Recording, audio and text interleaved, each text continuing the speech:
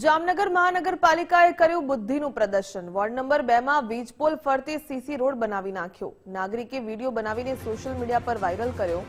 અગાઉ પણ મહાનગરપાલિકા વિવાદમાં આવી ચૂકી છે। મહાનગરપાલિકામાં કોન્ટ્રાક્ટર રાજ ચાલતું હોવાનો વધુ એક પુરાવો સામે આવ્યો।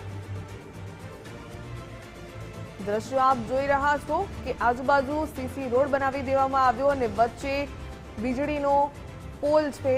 ખાસ કરીને આ વીજ પોલ ફરતે સીસી રોડ વોર્ડ નંબર 2 માં બનાવી દેવામાં આવ્યો અને મહાનગરપાલિકાએ આ બુદ્ધિનું વરવું પ્રદર્શન કર્યું। જામનગરના જાગૃત નાગરિકે આ વિડીયો બનાવીને સોશિયલ મીડિયામાં વાયરલ કર્યો છે। અગાઉ પણ મહાનગરપાલિકા આ જ પ્રકારના કાર્યોને કારણે વિવાદમાં આવી ચૂકી છે। મહાપાલિકામાં ખાસ કરીને કોન્ટ્રાક્ટર રાજ ચાલતું હોવાનો વધુ એક પુરાવો સામે આવ્યો। જે વીજ પોલની ફરતે સીસી રોડ બનાવી દેવામાં આવી ત્યારે કોઈ અકસ્માતની ઘટના ઘટે તો જવાબદાર કોણ એ સૌથી મોટો સવાલ થઈ રહ્યો છે। શું જ્યારે સીસી રોડ બનાવવામાં આવ્યો ત્યારે તેમને વીજ પોલ ન દેખાયો તે પણ એક સવાલ। કોન્ટ્રાક્ટર દ્વારા સુપરવિઝન કરવામાં નહીં આવ્યું હોય કે પછી જ્યારે કામગીરી થઈ રહી હતી ત્યારે કોઈ ચકાસણી રાખવામાં આવી હતી કે નહીં એ પણ એક સવાલ થઈ રહ્યો છે।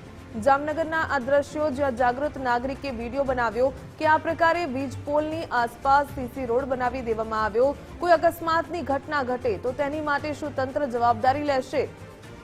શા માટે આવી રીતે અણઘડ વહીવટ ચાલી રહ્યો છે? શા માટે આ અણઆવડતનો પુરાવો છે તે મહાનગરપાલિકા આપી રહી છે? શા માટે જે કોન્ટ્રાક્ટરો છે તેમનું જ રાજ ચાલતું હોય એ પ્રકારના કિસ્સા વારંવાર સામે આવે છે? શું મહાનગરપાલિકા કામગીરી થયા બાદ સુપરવિઝન નથી કરતી? અનેક સવાલો હાલ તો થઈ રહ્યા છે। વોર્ડ નંબર 2 ના આ દ્રશ્યો જ્યાં વીજ પોલની ફરતે સીસી રોડ બનાવી દેવામાં આવ્યો।